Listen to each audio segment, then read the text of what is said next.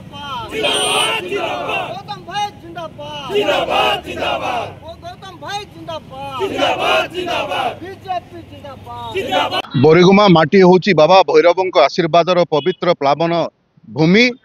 ये माटी अपेक्षा करिथिला दशंधि धरी आम अंचल केमिति उन्नति अंचलर उन्नति केमिति साधित हबो, ग्रामांचलरू ये सहरांचल को केमिति यार परिचय गोटे सृष्टि हबो, ये दिगरे ब्रती होई विभिन्न अनुष्ठान कार्य करुथिले हैं। राजनीतिक इच्छा शक्ति नथिला। पूर्व सरकार माने खाली छल आड़ देखै कि घुंचई चली निजर दायित्व को शिफ्टिंग ऑफ रेस्पॉन्सिबिलिटी कर चलते, किंतु भारतीय जनता पार्टी नेतृत्वाधीन सरकार ये सबुरे आज जवनिका पकई बोरीगुमा को विज्ञापित अंचल परिषद भाव घोषणा करिसंती। कोरापुट जिलार बोरीगुमा एठी किछि दिन पूर्वे आपण माने देखिथिबे जे राजस्व मंत्री माननीय राजस्व मंत्री आस्थिले आमर कोटपाड़ मान्यवर विधायक रूपू भत्रा महोदय आम मान समस्त कार्यकर्ता को नहीं एक वार्ता भी देते। से मंगुआल साजिले नगर उन्नयन मंत्री कृष्ण भाई सहित जोगाजोग होता, आलोचना होता। प्रत्येक आबाल वृद्ध वनिता को श्रेय जाउची, बुद्धिजीवी गण को श्रेय जाउची, सांबादिक भाई मान को श्रेय जाउची, बोरीगुमा नागरिक मंच को श्रेय जाउची।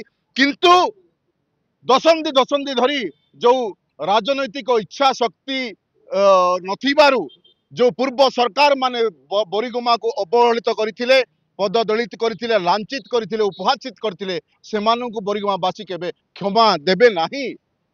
समस्त मानदंड थिबा सत्वे बोरीगुमा को आज पर्यंत घोषणा करागला नहीं, किंतु मान्यवर मुख्यमंत्री ये विषय रे संज्ञान नहीं प्रक्रियागत कार्यानुष्ठान ग्रहण करथिले।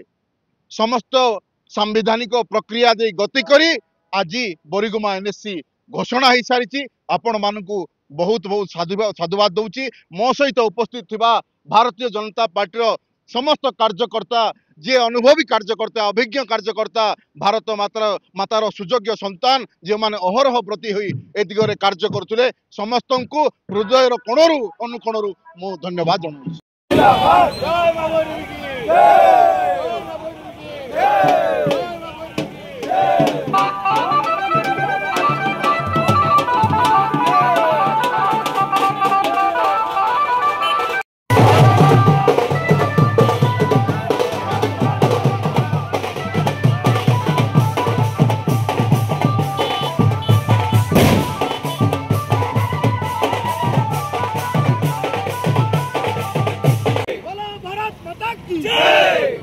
गौतम भाई जिंदाबाद जिंदाबाद जिंदाबाद गौतम भाई जिंदाबाद जिंदाबाद जिंदाबाद गौतम भाई जिंदाबाद जिंदाबाद जिंदाबाद बीजेपी जिंदाबाद जिंदाबाद।